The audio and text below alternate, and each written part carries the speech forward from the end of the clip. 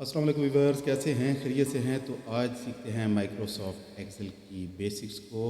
और वीडियो शुरू करने से पहले आपको एक बात वादा कर दूं कि ये उन एक्सपीरियंस लोगों के लिए बिल्कुल ये वीडियो नहीं है जो पहले से एक्सेल को अच्छे तरीके से इस्तेमाल करते हैं और इसको अच्छे तरीके से समझते हैं। ये वीडियोस ऐसे लोगों के लिए है, ऐसे स्टूडेंट्स के लिए है जो ऑफिस में अभी इसको सीखना चाह रहे हैं, या ऐसे स्टूडेंट्स के लिए जो अपनी असाइनमेंट्स या बाकी इस पे काम करना चाह रहे हैं लेकिन उनके पास टाइम नहीं है कि किसी इदारे में या इंस्टीट्यूट में जाकर या ऑनलाइन क्लासों के ज़रिए इसको सीखें। तो ये 20-25 मिनट की वीडियो आपको वो तमाम इन्फॉर्मेशन प्रोवाइड करेगी जिसकी आपको नीड है, और ये वीडियो देखने के बाद आप बआसानी एक्सेल को यूज़ कर सकेंगे। उसकी फॉर्मेटिंग कैसे करनी है, क्या कुछ उसमें इंसर्ट करना है, उसका टेबल कैसे बनाना है, हर एक चीज़ हम इसमें आपको बताएंगे। तो वीडियो शुरू करने से पहले आपसे रिक्वेस्ट है कि चैनल को सब्सक्राइब करना ना भूलें, वीडियो को लाइक और शेयर ज़रूर करें। तो चलें स्टार्ट लेते हैं, साथ रहिएगा। तो व्यूअर, जैसा ये आपको एक टेबल सामने बना हुआ नज़र आ रहा है, इसमें आप देख सकते हैं कि जिस तरह ये आपके टॉप पर मेन्यू हैं, जो एक्सेल के आपके मेन मेन्यू होते हैं, उनको मैंने यहाँ पर आपकी आसानी के लिए टाइप किया ताकि आपको समझ आ सके कि इसमें कौन कौन से ऐसे मेन हर ऑप्शन में मौजूद इनसाइड ऑप्शंस हैं जिनको बआसानी आप समझ सकते हैं। तो ये जैसे आप फाइल में देख रहे हैं कि यहाँ पे फाइल के नीचे मैंने new, open, save, save as, print, share और इस तरह के ये सब ही मैंने यहाँ पर टाइप किए हैं। यहाँ पर भी अगर आप देखेंगे तो आपको ये ही चीज़ें मिलेंगी। तो इनको यहाँ टाइप करने का क्या मकसद है कि आप आसानी के साथ हर एक चीज़ को आसानी समझ सकें। तो सबसे पहले अगर हम फाइल को डिस्कस करते हैं तो इसमें आपको पहला मेन्यू जो मिलेगा, इसके साथ सब जो मेन्यू मिलेगा वो न्यू है, फिर ओपन है, फिर सेव एज है, print, share, export, close account, option and exit है।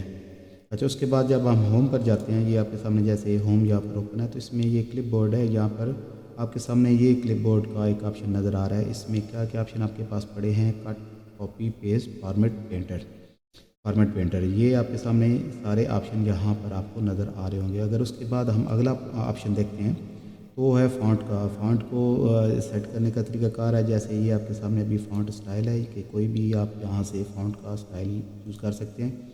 फिर इसके बाद फ़ॉन्ट का साइज़ है, साइज़ के बाद इसके नीचे जो है इसको बोल्ड करना है, इटालिक करना है, अंडरलाइन करना है। ये सारी चीज़ें आपको यहाँ पर मिलेंगी फ़ॉन्ट में। ये आपके सामने सेकंड ऑप्शन ये आता है। फिर इसके बाद थर्ड ऑप्शन जो है अलाइनमेंट का है। इसमें आप ये देखिए, अलाइनमेंट में आपको जो चीज़ें मिल रही हैं वो इस तरह, इसको जैसे हम पढ़ते हैं align left, centre, align right, ETC। तो ये आपके सामने 4-5 ऑप्शन हैं कि आप इसको सेंटर में फ़ॉन्ट्स को रखना चाहते हैं, या टॉप पे रखना चाहते हैं, बॉटम में, या एक साइड से लेफ़्ट साइड से, या फिर उसके बाद सेंटर से, हॉरिज़ॉन्टल सेंटर से, फिर उसके बाद राइट साइड से। ये उसको इंडिकेट कर रहा है, ये जो ऑप्शन है ये वाला। उसके बाद अगर आप चले जाते हैं नंबर्स वाले ऑप्शन में, नंबर्स में आप देखते हैं तो आपके सामने ये चीज़ आ जाती है नंबर्स की। आप इसको नंबर्स को कैसे स्टाइल को चेंज कर सकते हैं, इसको क्या कर सकते हैं, नंबर को फॉर्मेट को इंक्रीज़ डिक्रीज़ करना है, डेसिमल में करना है, वो सारे ऑप्शन आपके पास यहाँ पर। इंक्रीज़ डिक्रीज़ क्या करना होता है कि जैसे आपने कोई नंबर टाइप किया तो उसके साथ पॉइंट्स अगर आप ऐड करना चाहते हैं तो वो यहाँ से होते हैं। इसको हम आगे जाके डिटेल डिस्कस भी करेंगे। अच्छा, इसके बाद अगर आप आते हैं स्टाइल पर, स्टाइल आपके सामने क्या आ जाता है कि ये इसके टेक्स्ट स्टाइल आपके सामने आ जाता है कि आप उसको किस स्टाइल पे, ये आपके सामने टाइप आपको नज़र भी आ रहा है। तो ये आपको टेक्स्ट स्टाइल यहाँ पर आप मतलब किस शेप में इसको रखना चाहते हैं, तो यहाँ पर यही स्टाइल की इतनी डेफिनेशंस आपको बताएंगे। इसके बाद मज़ीद चल के आप इसको डिटेल से आगे हम डिस्कस भी करेंगे। अच्छा, उसके बाद क्या आता है? सेल, इंसर्ट, डिलीशन, फॉर्मेट, ये ऑप्शन आ रहा है। तो ये आपके सामने 3 ऑप्शन हैं। फिर उसके बाद एडिटिंग है, फाइंड, रिप्लेस, क्लियर है। तो ये यहाँ पर आपके सामने आते हैं। अच्छा, इसी तरह ये सारे ऑप्शन मैंने आपके सामने यहाँ पे टाइप किए हुए हैं। तो अगर हम टू दी पॉइंट अगर बात करते हैं तो इनमें से कुछ आप ये पॉइंट्स आप देखें, इनको मैंने इनका कलर भी चेंज किया है और इसके साथ जो इसका बैकग्राउंड कलर है वो भी चेंज है। जैसे आप पहली लिस्ट में आप देखते हैं फाइल में, तो ये आपके सामने कुछ मैंने कलर बैकग्राउंड डार्क किया और फॉन्ट का कलर भी चेंज किया है। इस तरह हर कॉलम में, ये इसको कॉलम कहा जाता है, हर कॉलम में आप देखेंगे कि कुछ मैंने यहाँ पर इनको चेंज किया है और इनको जो है ना वाज़ह किया है कि इनमें क्या चीज़ है। तो हमने अगर बेसिक्स सीखनी है तो ये चीज़ें हमारे लिए ज़रूरी हैं, इन चीज़ों को ही हम सीख सकते हैं और ये बहुत आसान है आपके लिए इन पे फिर एक्सेल में बेसिक्स वर्किंग करना। और अगर आपको कुछ नीड है उसमें इस तरह की कि आप असाइनमेंट अपनी कंप्लीट करना चाह रहे हैं तो ईज़ी आप इसको असाइनमेंट को कंप्लीट कर लेंगे। तो मेन तो आपके सामने ये होता है कि ये फ़ाइल है, होम है, इंसर्ट है, पेज लेआउट है, formula, data, review and view है और उसके बाद हेल्प है। इसके ऊपर भी आप देखेंगे जिस तरह ये पहले फ़ाइल का ऑप्शन है, फ़ाइल के बाद ये होम है, इंसर्ट है, पेज लेआउट है, फार्मूला, डेटा, रिव्यू, व्यू और ये फॉक्स जो पीडीएफ है ये मैंने इसको खुद प्लग इन फाइल है, ये इसकी बेसिक्स एक्सेल की ये अटैच फाइल नहीं है, ये ऑप्शन नहीं है। तो उसके बाद ये लास्ट पे हेल्प वाला ऑप्शन है। तो हम अभी स्टार्ट क्या लेंगे, यहाँ से हम सीखना शुरू करेंगे इसको फ़ाइल को। लेकिन उससे पहले मैं आपको ये बता दूं कि इंसर्ट में अगर हम जाते हैं तो इंसर्ट में जस्ट आपके लिए जैसे ये मैंने पिक्चर्स, ऑनलाइन पिक्चर्स, शेप्स को मैंने यहाँ पर हाईलाइट किया। तो यहाँ पर अगर आप देखेंगे तो ये पिक्चर आपके सामने ऑनलाइन पिक्चर है और उसके बाद ये शेप वाला ऑप्शन है। ये आपके लिए ज़रूरी है सीखना। इन तीन चीज़ों को अगर आप पिक करेंगे तो आपके लिए बहुत ज़्यादा आसानी हो जाएगी। अगर हम पेज लेआउट पर जाते हैं, इस पर मैं क्लिक करता हूँ और यहाँ पर जाके पेज लेआउट को देखता हूँ तो मैंने ये जो पेज सेटअप को मैंने हाईलाइट किया वो ये एरिया आपका ये वाला, इस एरिया में आपके पेज प्रिंट की रिगार्डिंग, इस पेज सेटअप की रिगार्डिंग सारे ऑप्शन आपको मिल जाएंगे जो बेसिक्स आपकी नीड होती है। अगर आगे हम चलते हैं इस पे फार्मूला को, तो इसको मैंने किसी कॉलम में किसी चीज़ को हाईलाइट इसलिए नहीं किया कि ये बेसिक्स में आपको इसकी नीड नहीं है। यहाँ आप इसकी कोई ऐसी बेसिक्स नहीं है जिसकी वजह से आपका काम स्टॉप हो सके। जो इनिशियली फार्मूलाज इंसर्ट करने का तरीका है वो इसमें होम में भी सामने होता है, इसको हम यहाँ से भी यूज़ कर सकते हैं। ये आपके सामने ऑप्शन आपको नज़र आ रहा है, तो इसलिए मैंने यहाँ पर इसको किसी को हाईलाइट नहीं किया। उसके बाद अगर हम जाते हैं डेटा में आपके पास जस्ट यहाँ पर मैंने इसको जो सिलेक्ट किया हुआ है सूट फिल्टर्स को मैंने किया। तो ये आपके लिए ऑप्शन जो है इनिशियली बहुत ज़रूरी है, इसको सीखना, इसको हम डिस्कस डिटेल से करते हैं। रिव्यू में अगर आप जाते हैं तो रिव्यू में जाके ये प्रूफिंग इन ब्रैकेट इसको स्पेलिंग एंड रिसर्च किया है। तो ये आपके सामने स्पेलिंग वाला जो ऑप्शन है इसको ये आपने सीखना है और ये बेसिक्स में आपके लिए बहुत ज़रूरी है। कोई भी चीज़ आप टाइप करते हैं उसका स्पेलिंग चेक करना है तो वो यहाँ से होगा। व्यू में अगर आप जाते हैं तो व्यू में जाके मैंने इसको फ्रीज पेन को एक चीज़ को मैंने यहाँ पर हाईलाइट किया इस ऑप्शन को, तो वो यहाँ पर है। ये भी आपके लिए बहुत ज़्यादा ज़रूरी है जब आप एक से दो से ज़्यादा शीटों पर काम करते हैं और आप ये कहते हैं कि आपका टाइटल बार आपके सामने रहे, तो उसके लिए ये फ्रीज पेन यूज़ होता है। तो इसको भी हम चल के आगे यूज़ करते हैं और आपको सिखाते हैं। तो सबसे पहले हम जाएंगे फाइल मेन्यू पे। फाइल पे जब जाते हैं तो ये आपके सामने new open save as print है। तो इस पर अगर आप जाते हैं तो इसमें हम पहले ये सिलेक्ट करते हैं कि न्यू वाला ऑप्शन क्या है। न्यू को जब सिलेक्ट हम करेंगे तो इससे पहले आपको बता दूं कि न्यू ये है कि इसी शीट में काम करते हुए आप साथ कोई नई शीट ओपन करना चाहते हो और उसमें भी साथ वर्किंग करना चाहते हैं या उसमें कुछ कॉपी पेस्ट करना चाहते हो, तो उसके लिए आप न्यू का जब ऑप्शन क्लिक करेंगे तो इस तरह आपके सामने मुख्तलिफ़ शीट्स आ जाएंगी। तो आपने ब्लैंक जो है वर्क बुक जो है इसको आप जब सेलेक्ट करेंगे तो आपके सामने इस तरह एक नई शीट ओपन हो जाएगी। इस शीट में आप जो भी वर्किंग करेंगे या कहीं से कोई कॉपी पेस्ट आप करना चाहते हो तो इस सूरत में ये आपके सामने एक शीट नहीं बन जाएगी। न्यू ये ऑप्शन है। अच्छा, उसके बाद अगर फिर हम वापस वहाँ पर जाते हैं तो ओपन वाले ऑप्शन को जब हम सेलेक्ट करते हैं तो ओपन को जब हम क्लिक करेंगे तो इस पर आपके सामने कुछ, अगर आपने पुरानी एक वर्किंग की हुई है तो वो शीटें सारी आपके सामने आ जाएंगी। आपको ये विंडो क्लोज़ करके किसी और जगह पर जाने की ज़रूरत नहीं है, बल्कि आप यहीं से कोई भी अपनी प्रीवियस शीट जो है वो ओपन कर सकते हैं। जैसे मैंने दिस पीसी पे क्लिक किया और अपने डेस्कटॉप पे क्लिक करूँगा। अगर यहाँ पर मेरे पास जैसे ये शीट पड़ी है इसको मैं क्लिक करूँगा और इस फाइल को मैं यहाँ से ओपन करूँगा तो ये फ़ाइल भी मेरे यहाँ पर ओपन हो जाएगी। लेकिन मेरे पास अभी वो शीट वही है जिस पे मैं ये वर्क कर रहा हूँ, तो वो इस जगह पर ओपन नहीं हो सकती। इसके अलावा अदर कोई शीट अगर डेस्कटॉप पर या किसी जगह पर पड़ी हो तो वो ओपन से बआसानी ओपन हो सकती है। अब उसके बाद ओपन के बाद आता है सेव वाला ऑप्शन। यहाँ पर आप सेव वाले ऑप्शन पे जब क्लिक करते हैं तो ये जो फाइल जिस पे आपने वर्क किया है ये सेव हो जाएगी इसी जगह पर। ये सेव का ऑप्शन यूज़ करने का तरीका। उसके बाद सेव एज़ पर जब जाते हैं तो सेव एज़ का क्या है, इसका मकसद ये है कि अगर आप जैसे शीट पे काम कर रहे हैं, ये शीट जो मैंने वर्किंग की हुई है इससे पहले ये मेरी 10 शीटें और बनी हुई हैं इसमें मुख्तलिफ सब्जेक्ट की। तो मैं ये चाह रहा हूँ कि ये जो मैंने नई वर्किंग की है ये एक नई फ़ाइल क्रिएट हो जाए। तो उसके लिए मैं क्या करूँगा, जहाँ पे सेव एज़ वाले ऑप्शन पर जाऊँगा। सेव एज़ वाले ऑप्शन के बाद ये मुझसे लोकेशन मांग रहा है कि आप इसको कहाँ सेव करना चाहते हैं। तो इसको मैं अभी दिस पीसी पे क्लिक करूँगा और डेस्कटॉप पे कोई भी किसी जगह पर या कोई आपका बनाया हुआ फोल्डर होगा तो उस जगह पर आप जाके जब इसको सेव करेंगे, इसको अगर मैं इसको यहाँ पे 1 का ऑप्शन दे देता हूँ जैसे न्यू माइक्रोसॉफ्ट एक्सेल शीट 1, तो इसको यहाँ पे जब मैं सेव करूँगा तो इसी तरह की ये फ़ाइल अभी मेरी सेव हो जाएगी। अब यहाँ पर आपने याद ये करना है कि इस जब सेव एज़ आप इस फाइल को करते हैं तो जो भी आप इसमें एडिटिंग करेंगे, जो शीट आपके सामने ओपन होगी, ये सेव एज़ वाली जो फाइल आपने बनाई है सब कुछ उसी में ही सेव होगा, ना कि वो शीट जो पहले आपने ओपन की होगी उस फाइल में अभी सेव कुछ नहीं होगा। आपकी न्यू सेव एज़ जो फाइल आपने की है सारा डेटा आपका उसमें सेव होना है। अच्छा, इसका ये तरीकाकार था। उसके बाद अगर हम देखते हैं प्रिंट में जाने का क्या तरीकाकार है कि प्रिंट पे आप जब क्लिक करते हैं तो आपके सामने इस तरह कोई प्रिंट प्रीव्यू आ जाता है। अभी मैंने जब इस शीट को दोबारा देखना है तो ये देखें कि ये लैंडस्केप में ज़्यादा है।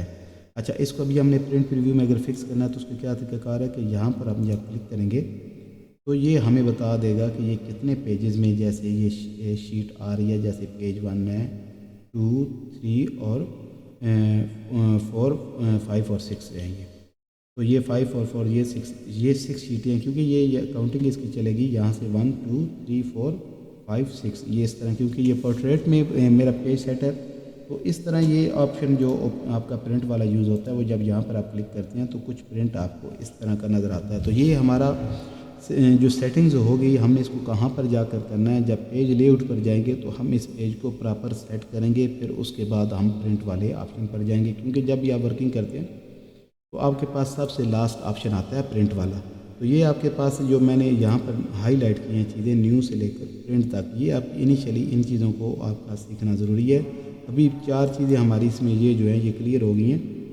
उसके बाद लास्ट हमारी जो प्रिंट है, प्रिंट हमारा सबसे लास्ट सब्जेक्ट होगा। जब हम पूरी वर्किंग यहाँ पे कर लेंगे उसके बाद हम चले जाएंगे प्रिंट वाले ऑप्शन में। अच्छा, इसके बाद हम अब आ जाते हैं होम पर। होम पर जब आप क्लिक करते हैं तो ये आपके सामने कोई नई इस तरह की फ़ाइल ओपन नहीं हो रही, कोई नया मेन्यू ओपन नहीं हो रहा। जस्ट आपके सामने होम के सामने ये यहाँ पे आपका जो बार है ये चेंज हो गया। तो इसमें सबसे पहला ऑप्शन क्या है आपका, क्लिपबोर्ड में cut copy paste format painter. तो यहाँ आप देखें कि आपके सामने कुछ ऑप्शन इस तरह पड़े हैं कि कट है, कॉपी है, फॉर्मेट पेंटर और पेस्ट का ऑप्शन है। इसी तरह यहाँ पर भी आपको जो नज़र आ रहा है। अब मैं सबसे पहले क्या करूँगा, ये जो आपका कट वाला ऑप्शन है तो मैं इसको पहले यूज़ करूँगा। मैंने क्या करना है, यहाँ पर इसको कट करना है। तो इसको मैंने किसी एक जगह को आप सिलेक्ट कर लें। सिलेक्ट करने के बाद आप यहाँ पर कट वाला ऑप्शन इस्तेमाल करें और यहाँ पर आप जब क्लिक करेंगे, क्लिक करने के बाद आप इस सेकंड ऑप्शन जो पेस्ट वाला यूज़ करेंगे तो ये डेटा मेरा जो यहाँ पर था ये कट होकर यहाँ पर आ गया। ये आप देखेंगे ये यहाँ से कट हुआ और यहाँ पर आ गया। आपने इसी तरह कोई भी टाइपिंग अपनी बना लेनी है और इसको यहाँ पर यूज़ कर लेना है और कट और पेस्ट को आपने फॉर्मेट को यूज़ करना है और इसको प्रैक्टिस करनी है। तो इसको भी मैं Ctrl+Z करूँगा। Ctrl+Z मीन कि इसको अंडू किया, फर्स्ट टाइम किया और उसके बाद सेकंड टाइम करूँगा तो ये अपनी जगह पर वापस आ जाएगा।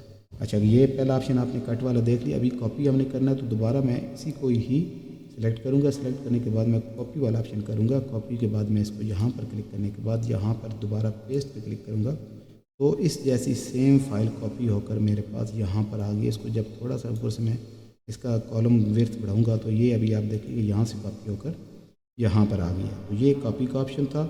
इसी तरह अगर हम मज़ीद इसको चाहते हैं कि अभी लास्ट ऑप्शन अगर हम सीखते हैं कि फॉर्मेट पेंटर क्या है, इसको कैसे फॉलो करना है। तो अभी जैसे मैं चाह रहा हूँ कि ये जैसे मैंने इस कॉलम को या इस कॉलम को मैंने ये जो कलर दिया हुआ है, ये फ़ॉन्ट स्टाइल दिया हुआ है, ये यहाँ पर भी यही हो जाए, इस जगह पर भी। तो मैं क्या करूँगा, इसको सिलेक्ट करूँगा। सिलेक्ट करने के बाद फॉर्मेट पेंटर पे क्लिक करूँगा और दोबारा आके जहाँ पर मैंने इस जैसी फॉर्मेट को फॉलो करना है उस जगह पे क्लिक करूँगा।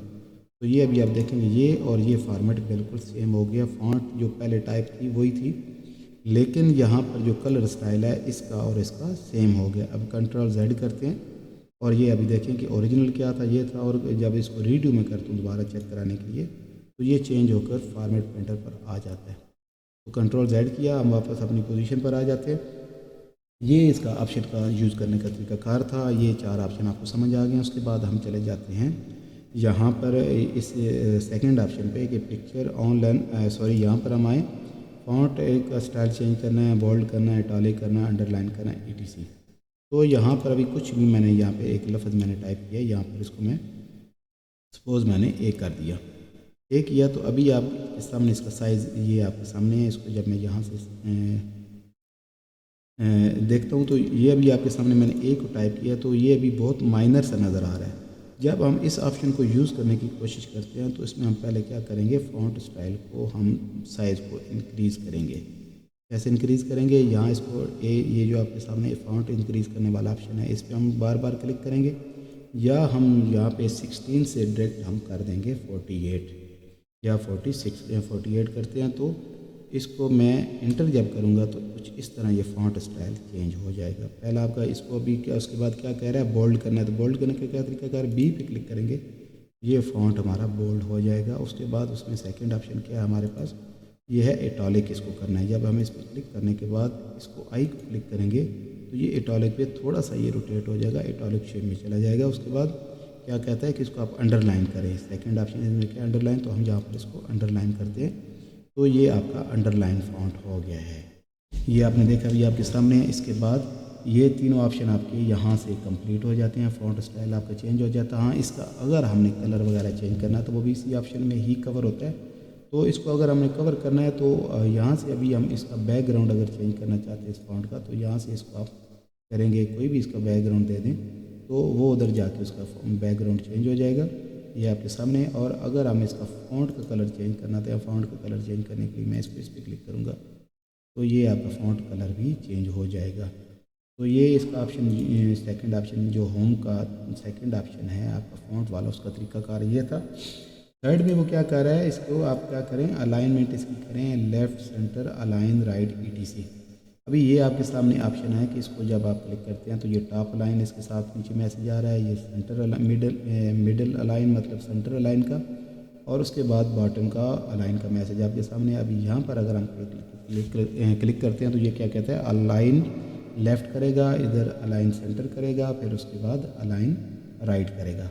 अब हमने सबसे पहले ये ऑप्शन यूज़ करना है कि ये क्या चीज़ है। तो जब अब मैं इस कॉलम पे ये जो टाइप किया वो फ़ॉन्ट है, इसको क्लिक करता हूँ और मैं इस पर क्लिक करूँगा तो ये थोड़ा सा मूव होकर ऊपर चला गया है। अगर इसको मैं थोड़ा सा रो हाइट बढ़ाऊँगा तो ये आप देखेंगे कि आपके सामने ये फ़ॉन्ट ऊपर ही रहेगा। अब जब मैं दोबारा इसको अपनी जगह पर लेकर आऊँगा तो ये सेंटर में आ जाएगा। इसको यूज़ करने का ये तरीका है। उसके बाद वो क्या इसमें ऑप्शन हमें दे रहा है कि इसको सेंटर क्या भी करें। सेंटर में जब हमें इसको यहाँ पे क्लिक करता हूँ तो ये इस तरह आता है, और इस तरह बॉटम में क्लिक करता हूँ तो ये आ गया। ये तो हो गया वर्टिकली। अभी मैं इसको हॉरिजॉन्टली सेंटर में अगर लेकर जाना तो ये करूँगा, और उधर से टॉप वर्टिकली सेंटर में करना है तो इस तरह इस पॉइंट को करूँगा। और अगर इसको मैंने राइट साइड पर लेकर जाना तो इस पर क्लिक करूँगा तो ये राइट पर चला जाएगा, और इसके बॉटम में भी चला जाएगा और इसके टॉप में भी चला जाएगा।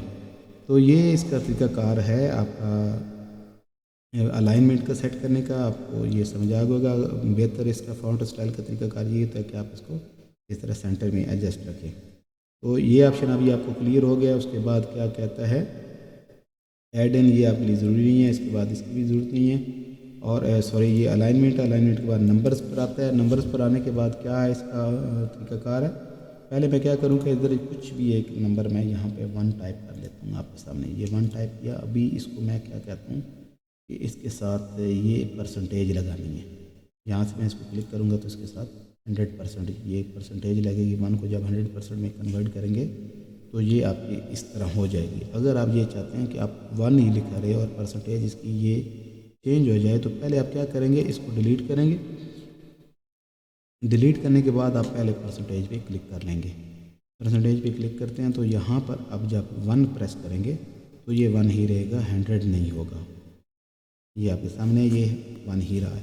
अभी उसके बाद सेकंड ऑप्शन क्या है कि इसको मैं कॉमा स्टाइल में लेकर जाना चाहता हूँ। तो जब मैंने कॉमा पे क्लिक किया तो उसके बाद ये क्या होगा, इसकी वैल्यूज़ अगर आप साथ ऐड करना चाहते हैं, जैसे इसको मैंने 1.0 कर दिया, ये मैंने किया है तो इसके साथ ये अभी 0 ही है। 1 पॉइंट के साथ इसने 0 ऐड नहीं किया, ये 1 ही है। तो इसको अभी ऐड करने का क्या तरीका है, तो मैं यहाँ पर इसको क्लिक करूँगा 1 एंड फिर प्रेस करूँगा, ये 1.00 हो गया। अगर इसको मैं ख़त्म करना चाहता हूँ, सिर्फ 1 रखना चाहता हूँ, जैसे इसको अभी यहाँ पर 1.00 था, अभी 1.34 कर देते हैं, 34 करते हैं। तो ये अभी आपके सामने इस तरह 1.34 की शेप में है। मैं चाहता हूँ कि नहीं, ये 1.34 जो इसका 34 है वो शो नहीं हो, तो इसको क्या करूँगा, यहाँ पर मैं क्लिक कर दूँगा तो ये 1 आपके सामने रहेगा। इसको ये यूज़ करने का तरीकाकार है। अगर इसके आप परसेंटेज मज़ीद ऐड करेंगे तो ये इसके साथ ये और इस परसेंटेज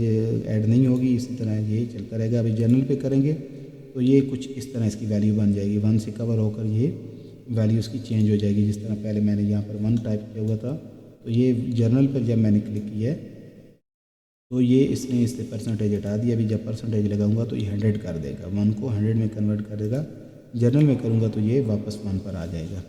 तो ये यहाँ से नंबर्स ऐड करने का ये तरीकाकार है। इसको आप अगर कॉमा वाली बेसिकली वैल्यू क्या है, यहाँ पे मैं कोई बड़ी वैल्यू यहाँ पर इंसर्ट करता हूँ तो ये आपको कॉमा की वैल्यू पता चलेगी कि वो कॉमा क्यों ऐड होता है। यहाँ पर मैं कॉमा पे क्लिक करता हूँ तो ये कुछ इस तरह इसकी वैल्यूज़ बनेगी। ये देखें ये कॉमा यहाँ पर ऐड हो गया है। जिस तरह एक न्यूमेरिकल सिलसिला होता है कॉमा ऐड करने का, तो कॉमा यहाँ पर ऐड हो जाता है। ये इसका तरीकाकार है। जब आप इसको जर्नल पे क्लिक करेंगे तो कॉमा इसका ख़त्म हो जाएगा और उसके 0.0 भी आपके ख़त्म हो जाएंगे। नंबर का ये तरीकाकार है। ये मैंने आपको यहाँ पर चीज़ बताई थी कि यहाँ तक आपने ये चीज़ सीख रही हैं। ये 4 चीज़ें आपके लिए हाईलाइटेड हैं कि इन चीज़ों को आपने सीखना है। अब हम चले जाते हैं इंसर्ट पे। इंसर्ट पे आपके लिए सबसे ज़्यादा क्या है कि picture online shape and pictures, ये आपके लिए ज़रूरी ऑप्शन है। इसका क्या तरीकाकार है, यहाँ जब मैं इंसर्ट पे क्लिक करता हूँ तो ये आपके पास जो टेबल है इसको आपने हमेशा फर्स्ट ऑफ ऑल ज़हन में रखना है और इसको आपने यूज़ करना है। लास्ट में आपको मैं ये भी बताऊंगा कि राइट क्लिक के जो ऑप्शन है इनको कैसे फॉलो किया जाता है। लेकिन यहाँ पर इंसर्ट वाले ऑप्शन को अगर मैं क्लिक करता हूँ तो यहाँ अगर मैं क्लिक करूँगा पिक्चर्स पे तो कोई भी पिक्चर डेस्कटॉप पे पड़ी होगी उसको मैं इधर से उठाऊँगा और इंसर्ट कर दूँगा। इंसर्ट करने के बाद ये पिक्चर आपके सामने, यहाँ पर भी आप चाहें इसको क्लिक करके मूव करके ले जा सकते हैं और इसको आप बड़ा छोटा और इसकी फॉर्मेट भी आप कर सकते हैं। ये देखें पिक्चर ये यहाँ पर आपके आ गया। इसको कोई शेप आप इसको चेंज करना चाहते हैं, आप कुछ भी इसमें ऐड करना चाहते हैं तो ये पिक्चर एक्सेल में ऐड करने का ये तरीकाकार है। एक इसका ये तरीका, दूसरा तरीका इससे बहुत आसान तरीका भी आपको बताता हूँ। ये जो अभी आपका पता क्या प्रॉब्लम है, यहाँ पर इस पिक्चर को अगर आप ऐसे करते हैं तो ये थोड़ी सी कंप्रेस हो जाती है, खूबसूरत नहीं लगती और ये इसका थोड़ा सा प्रॉब्लम रहता है। तो इसका क्या तरीकाकार होता है ये मैं आगे चलकर आपको बताता हूँ कि इससे बेहतर तरीका क्या है। पिक्चर ऐड करने का तरीका आपको पता चल गया कि जिस जगह पर भी आप चाहें इसको मूव करें और इसको आप यहाँ पर सेट करें। इसकी कोई भी आप फॉर्मेट यहाँ से उठा सकते हैं, जिस तरह आप इसको राउंडेड कर सकते हैं। कोई भी आप चाहें इसका बॉर्डर लगा सकते हैं, बॉर्डर्स की एडिटिंग यहाँ से बहुत आसानी से आप कर सकते हैं, कोई इसमें मुश्किल नहीं है। ये इसका इंसर्ट का पहला ऑप्शन है, आपने देख लिया। इसके बाद हम चले जाते हैं शेप में। शेप में जब जाते हैं तो इसको मैं अगर क्लिक करता हूँ तो यहाँ पर कोई भी शेप अगर आप बनाना चाहते हैं इस तरह की ये पिक्चर शेप बनेगी। फिर इसको आप कोई भी इसमें ऐड करना चाहते हैं, इसमें कोई लफ्ज़ लिखना चाहते हैं, इसकी शेप में कोई एडिटिंग करना चाहते हैं तो यहाँ पर आपको मुख्तलिफ़ शेप्स यहाँ पर मिलेंगी। अभी मैं दोबारा यहाँ पर क्लिक करके इंसर्ट पे जाता हूँ तो जिस तरह कोई और इस तरह की शेप मैं इसमें ऐड करना चाहता हूँ तो ये चीज़ें हैं आपके सामने कि शेप इस तरह इसमें ऐड होती है। शेप का ये तरीकाकार है। शेप में आपने कलर चेंज करना है, इसमें कुछ टाइप करना है, ये सारे ऑप्शन आपके पास यहाँ पर मौजूद है। इसमें इसको शेप से लाने का ये तरीकाकार है। ये बेसिक्स हैं, आप इनको प्रैक्टिस करेंगे तो आप मज़ीद अच्छे तरीके से इसमें अपने हिसाब से वर्किंग कर सकते हैं। इस शेप की मज़े की आपको बात ये बताऊँ कि इस पर जब मैं राइट क्लिक करता हूँ फॉर्मेट शेप पर जब जाऊँगा तो यहाँ फिल पर जाएँ, यहाँ पर पिक्चर और टेक्सचर को क्लिक करें और फाइल पर जब जाएँ तो फाइल पर जाने के बाद आप क्या करेंगे कि यहाँ से कोई भी एक पिक्चर जो है, जैसे जिस तरह मैंने वो पहली पिक्चर उठाई, इसको उठाएं और इंसर्ट कर दें तो ये पिक्चर आपकी इस शेप के अंदर भी आ सकती है।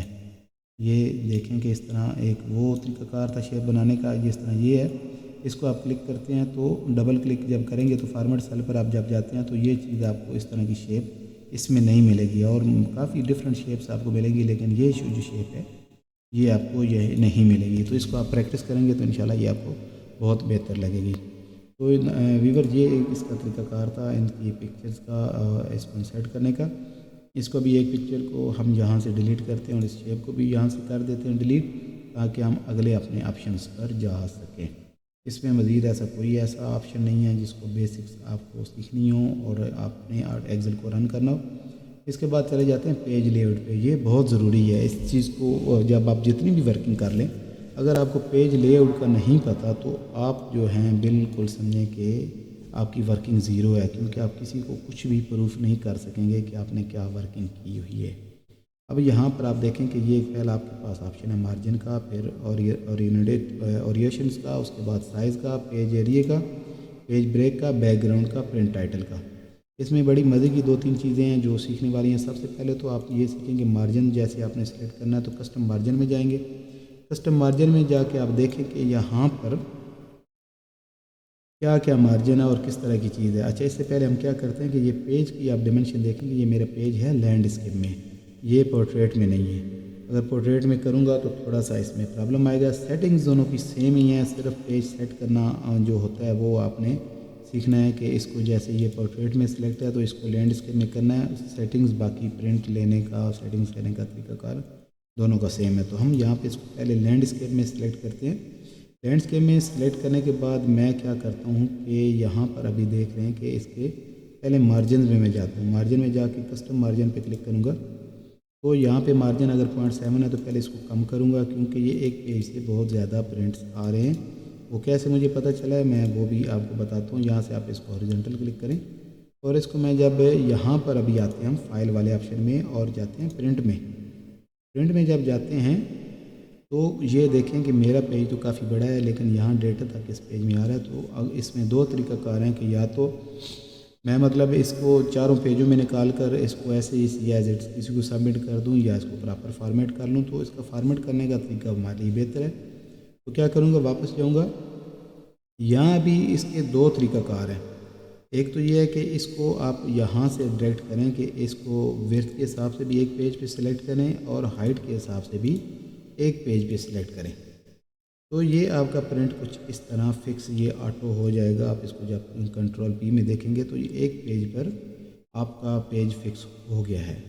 लेकिन मैं ये चाह रहा हूँ कि ये जो हॉरिजॉन्टल तो एक पेज पर ये आ गया, ठीक है, लेकिन हाइट के हिसाब से इसको मैं 2 पेजेस पे कर लूँ ताकि उसमें मज़ीद हमें कुछ सीखने का मौका भी मिले। तो उसको जब मैंने किया तो ये इस तरह की इसकी सूरत हाल बनी है कि सिर्फ एक पेज जो आखिरी रो है हमारी वो अगले पेज पर जा रही है ये। तो हम इसको थोड़ा सा इसकी हाइट बढ़ाएंगे अपने इसके वर्किंग शीट की, ताकि हम इसको मज़ीद आसानी से सीख सकें। क्योंकि अगर आप 2 से ज़्यादा शीटों पर 2 से ज़्यादा शीटों पर काम करते हैं तो उनको हम अपनी बासानी वर्किंग को एडजस्ट कर सकें और पता चले कि हमारी वर्किंग करने का क्या तरीकाकार है। तो इसको मैंने यहाँ से हाइट अभी बढ़ाऊँगा तो इसको मैं तकरीबन 100 कर देता हूँ। 100 जब किया तो ये फिर भी ये 2 पेज आपके आगे आए हैं। तो इसको 100 से मैं थोड़ी सी इसकी रो हाइट और ज़्यादा करता हूँ। आप इसको 100 ना करिएगा, जो भी आपको अपने हिसाब से सेट लगे आप उसी को ही फॉलो करेंगे। ये भी देखें कि 2 पेज अभी मैं इसको कंट्रोल P जब कमांड देता हूँ तो इस तरह का प्रिंट प्रीव्यू मेरे सामने बनता है और ये चीज़ मेरे सामने आ जाती है। अब यहाँ से आगे हम इसको कंटिन्यू करते हैं कि इसमें हमने क्या क्या चीज़ें सीखनी हैं। अब हम वापस मार्जिन पर जाएंगे। मार्जिन पे जाने के बाद मैं जाऊँगा कस्टम मार्जिन पे। कस्टम मार्जिन के पे जाने के बाद आपने ये चीज़ तो देख ली है कि इसमें हमने मार्जिन पहले सेट किए थे। अब हीडर क्या और फुटर क्या है, ये वो चीज़ें हैं कि जो आपको यहाँ पर नज़र नहीं आएंगी, लेकिन आप इसमें कोई टाइटल अगर बनाना चाहते हैं तो आप आसानी से बना सकें। तो हम जाएंगे वापस कस्टम मार्जिन पे। कस्टम मार्जिन पे जाने के बाद इसका हीडर और फुटर हम इसको यहाँ पे सिलेक्ट करेंगे। हीडर और फुटर पे जब किया तो यहाँ पर अभी तक हमारे पास कोई हीडर और फुटर सेट नहीं है। तो हम क्या करेंगे, कस्टम हीडर पर क्लिक किया और यहाँ पर मैं क्या कह रहा हूँ, इसको मैं क्या लिखूँगा यहाँ पे वर्किंग शीट। क्या लिखूँगा, वर्किंग शीट। अच्छा, इस तरफ ये जब मैं इसको लिखूँगा तो ये पेज के लेफ़्ट साइड टॉप पे जो है ये चीज़ आएगी और ये आएगी सेंटर में, ये आएगी राइट साइड पे है। तो मैं अभी यहाँ पर क्या करूँगा, वर्किंग सिर्फ यहाँ पे सिर्फ टाइप कर दूँगा और यहाँ पर मैं करूँगा एक्सेल वर्किंग। ये मुख्तलिफ वर्ड जो हैं जस्ट एग्जांपल हैं। आप जो कुछ भी ऐसा इसमें टाइप करना चाहें कि वो हर पेज पर हीडर फुटर का ये आपको बेनिफिट है कि अगर आपने एक शीट में मुख्तलिफ पेजेस ज़्यादा से ज़्यादा बना लिए और आप उसका टाइटल कंटिन्यू करना चाहते हैं, ऊपर जो हेडिंग है वो आप कंटिन्यू करना चाहते हैं, तो उसका ये तरीकाकार है। तो इसको मैंने जब ओके किया और इसको मैं यहाँ से भी ओके करूँगा, बल्कि इससे पहले मैं प्रिंट प्रीव्यू में आपको यहीं पर दिखा दूँ। इसको जब मैं देखूँगा तो आपके सामने ये माइनर सी 3 चीज़ें आपको नज़र आ रही हैं। अभी हम इनका क्या करेंगे, यहाँ से हम पेज सेटअप में जाकर हेडर फुटर पे जाएंगे, कस्टम हेडर पर जाकर इसका मैं क्या करूँगा, साइज़ बढ़ाऊँगा। साइज़ पे क्लिक करने के लिए मैं इसको जब बड़ा करूँगा तो यहाँ पर मैं इसको 24 या 26 पे क्लिक कर लेता हूँ और यहाँ पर मैं इसको बोल्ड कर लेता हूँ। अच्छा, एक ये साइज़ कर लिया, उसके बाद मैं इसका साइज़ जो है वो थोड़ा इंक्रीज़ करता हूँ। इसको कंट्रोल ऑल करूँगा, इसको सेलेक्ट कर लेते हैं हम। इसको सिलेक्ट किया और फॉन्ट पे क्लिक किया तो यहाँ पर इसका साइज़ अगर तो उसका 26 किया तो इसको हम 18 करते हैं और इसको भी बोल्ड साथ इटालिक बोल्ड कर देते हैं, ताकि थोड़ा सा ये हमें साथ साथ नज़र आता रहे कि हमें क्या चेंज नज़र आ रहा है। अभी इसको मैंने नहीं किया तो इसको ओके जब करूँगा, यहाँ पर भी इसको ओके करूँगा तो आपके सामने ये देखें कि ये वर्किंग शीट कुछ इस तरह की टाइप हो गई है, ये वर्किंग इस तरह की होगी और ये इस तरह की हो गई है। अब क्या हमने करना है, वापस पेज सेटअप पर जाएंगे और यहाँ हेडर फुटर पर जाकर हम कस्टमाइज फुटर पर हेडर पर जाएंगे। अब मैं यहाँ पर एक पिक्चर लाना चाहता हूँ कि यहाँ पर कोई पिक्चर मेरी जो है ना एक साइड पर अटैच हो। तो जहाँ मैं क्लिक करूँगा, क्लिक करने के बाद यहाँ मैं इनसाइड पर जाऊँगा, वर्क ऑफलाइन पर क्लिक करने के बाद डेस्कटॉप पर जाने के बाद कोई एक पिक्चर इमरान खान की हमारा फेवरेट है तो उसकी पिक्चर यहाँ हम उठाते हैं और इसको ओके कर देता हूँ। ओके जब करूँगा, यहाँ पर ओके करूँगा तो इस जगह पर मेरी पिक्चर आ जानी चाहिए। ये पिक्चर देखें इसकी आगे। इसके बाद आपको पेज सेटअप करना पड़ेगा। ये इसके लिए कि कोई लोगो वगैरह अगर आपने इसमें साथ ऐड करना है तो उसके लिए ये होता है। पेज सेटअप में जाऊँगा, दोबारा हेडर फुटर पर जाऊँगा, यहाँ पर मैं इसको कस्टमाइज़ करूँगा हेडर को और यहाँ पर मैं इसकी पिक्चर का जो साइज़ है ये थोड़ा सा मैं इसको कम करने की कोशिश करूँगा, अगर पॉसिबल है तो इसको मैं देख लेता हूँ। यहाँ से इसको मैं 8 करूँगा और ओके करूँगा तो पिक्चर थोड़ी छोटी हो गई है तो इसको मैं फिर ओके यहाँ पर करता हूँ। तो लेकिन ये पिक्चर का ओरिजिनल साइज़ यही है तो ये इतना ही रहेगा। आप इसके लोगो इसी हिसाब से सेट कर सकते हैं और बना सकते हैं कि लोगो को किस तरह इसमें एडजस्ट करना है। तो मेरे पास एक लोगो वाली भी फाइल है, मैं उसको यहाँ पर उठाता हूँ और इस पे एक दफ़ा पेस्ट करने की कोशिश करता हूँ। यहाँ इसको पिक्चर्स को मैं डिलीट करूँगा और दोबारा मैं जाऊँगा इंसर्ट पिक्चर पे, क्लिक किया तो रिप्लेस करूँगा। रिप्लेस करने के बाद वर्क ऑफलाइन पर जाऊँगा, यहाँ पर जाकर मेरे पास लोगो पड़ा है उसको मैं उठाता हूँ। ये लोगो है, इसको इंसर्ट करूँगा और ओके पे क्लिक करके इसको मैं देखूँगा कि लोगो कहाँ पर जाके सेट हो रहा है। तो ये इस तरह इसके पीछे एक बहुत बड़ा लोगो सेट हो गया है। ये काफ़ी ज़्यादा पिक्सल में था। तो पिक्चर्स और लोगोज़ अटैच करने का ये तरीकाकार है। आप यहाँ से इसको रिमूव कर सकते हैं। रिमूव करने के बाद आप मर्ज़ी का लोगो यहाँ पर लगा सकते हैं। तो इसको मैंने ओके किया। ओके करने के बाद मैं इसकी कस्टमाइज़ फुटर पर जाता हूँ। फुटर पर क्या तरीकाकार है कि यहाँ पे मैं एक्सेल लिखूँगा, यहाँ पे वर्ड लिखूँगा और यहाँ पर ऑफिस लिखूँगा।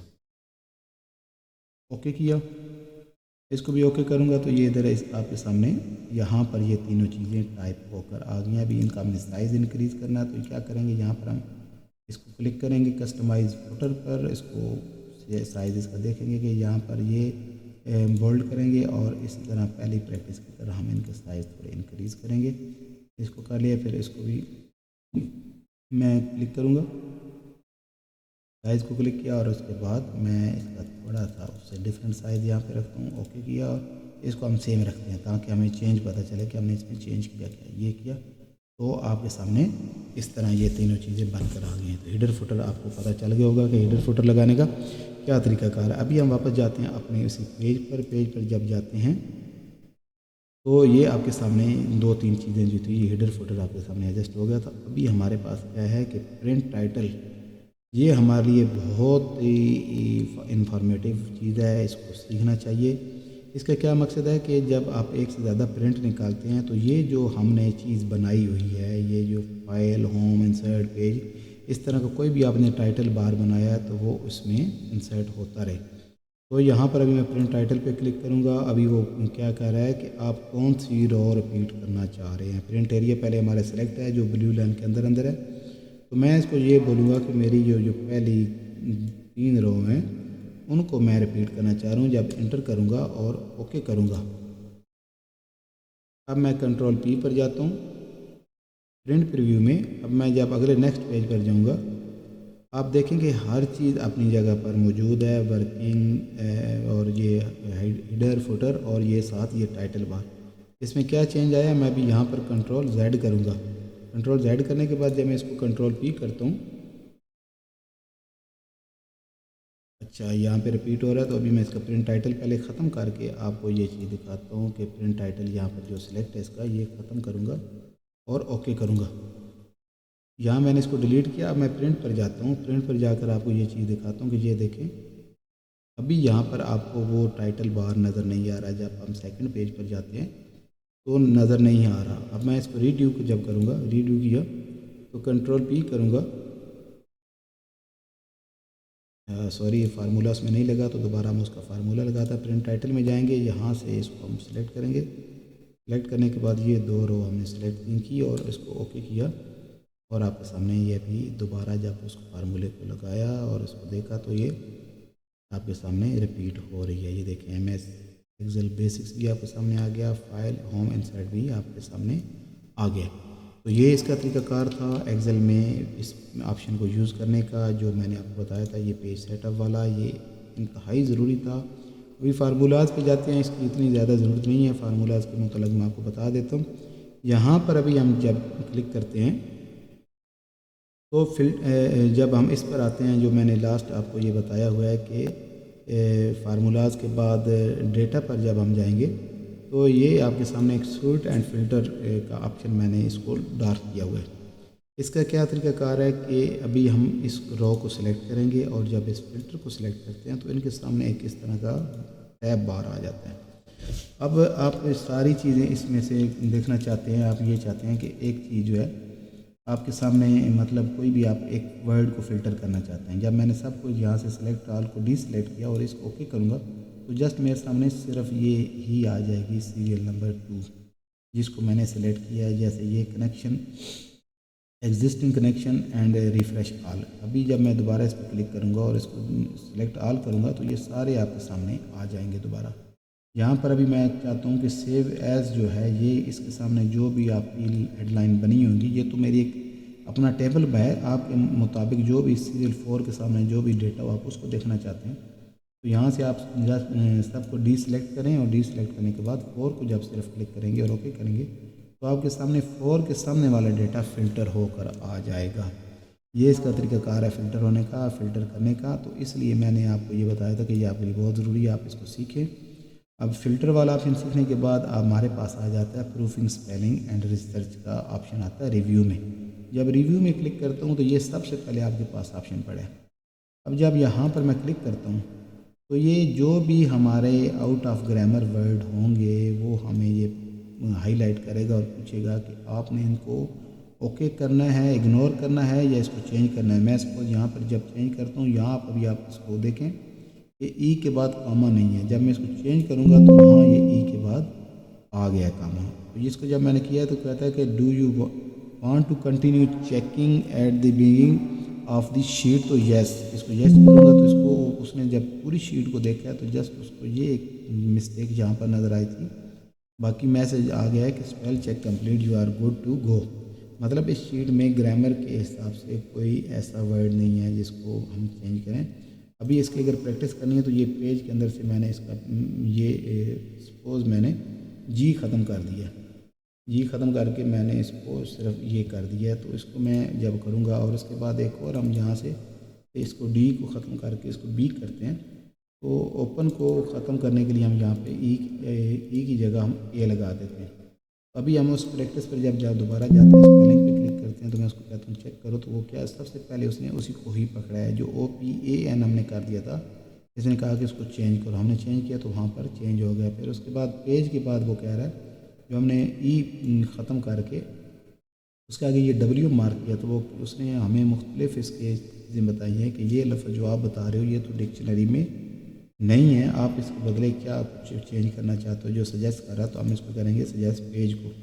इसको जब चेंज करूँगा तो यहाँ पर पेज हो जाएगा। इस तरह ये डिफाइंड वर्ड जो है, इसके बाद ये हमने इसको B कर दिया था, D को ख़त्म कर दिया था। तो यहाँ पे इसको डिफाइंड ये कह रहा है, तो यहाँ से इसको चेंज किया तो ये कह रहा है spell check complete, you are good to go, okay. इस शीट पे मज़ीद उसको कोई नीड नहीं है। ये चेक करने का इसका तरीकाकार होता है। अच्छा, उसके बाद हम जब व्यू में जाते हैं तो यहाँ पर मैंने आपको ये फ्रीज पैन का एक मैंने ऑप्शन हाईलाइट किया हुआ। फ्रीज पैन क्या है? ये वाला। अब इसका क्या फ़ायदा है? अब इस पे जब आप क्लिक करते हैं तो ये क्या कहता है कि freeze pan, freeze top row, freeze first row. अब मैं यहाँ पर क्लिक करता हूँ, यहाँ पर मैं इसको क्लिक करता हूँ किसी एक जगह पर, और मैं इसके बाद इसको मैं कह देता हूँ फ्रीज पैन कर दो। तो यहाँ पे क्लिक करूँगा तो ये फ्रीज पैन हो जाएगा। फ्रीज पैन का क्या मतलब है कि ये जो चीज़ हमारे सामने रहेगी और नीचे जितने पेजों पर आपका काम होगा वो आप इसके साथ मूव करते रहेंगे। ये जो आपका टाइटल बार है ये फ्रीज़ हो गया। ये आपका तरीक़ाकार है इसको फ्रीज़ करने का। और अगर आप इसको ये करना चाह रहे हैं कि उसको आप ख़त्म करके आप सीरियल नंबर को फ्रीज़ करना चाह रहे हैं, इस तरफ कोई आपका ऐसा टाइटल है कि जिसको आप फ्रीज़ करना चाह रहे हैं, तो आप यहाँ पे इसको क्लिक करने सेलेक्ट करने के बाद यहाँ पर पहले अनफ्रीज़ करेंगे, फिर उसके बाद यहाँ पर फ्रीज़ कर देंगे। फ्रीज जब करेंगे तो यहाँ से आप जब मूव करेंगे तो सीरियल नंबर आपका डिस्टर्ब नहीं होगा, ये फ्रीज़ रहेगा। आप जिसको सिलेक्ट करना हो जस्ट आपने उससे नेक्स्ट वाले कॉलम को आपने सेलेक्ट करके फ्रीज़ कर देना है। जब आपका काम ख़त्म हो जाए तो यहाँ से आप उसको अनफ्रीज़ करें और आपका पूरा पेज मूव करना शुरू होगा। जैसे अभी ये मूव हो रहा है, जैसे ये आपका मूव हो रहा है। अब आप जब यहाँ पर पहुँच जाते हैं तो आपको नहीं पता होता कि 7 सीरीज़ पे जब पहुँचते हैं तो एक्सपोर्ट है, ये है, इसका टाइटल क्या है, इसका टाइटल क्या है, इसका टाइटल क्या है। तो इसका जस्ट फ़ायदा यह है कि यहाँ से आप जब इसको सेलेक्ट कर लें और उसके बाद फ्रीज पैन पे क्लिक कर लें। फ्रीज पैन पे क्लिक करेंगे तो ये आपका 7 क्या 9, 10, 11 पेज तक जिस पे भी आप कहें आपको पता चलेगा कि क्लोज़ में ये ऑप्शन है, होम में ये है, दूसरे में जो भी यहाँ पर टाइप होगा वो आपके सामने आ जाएगा।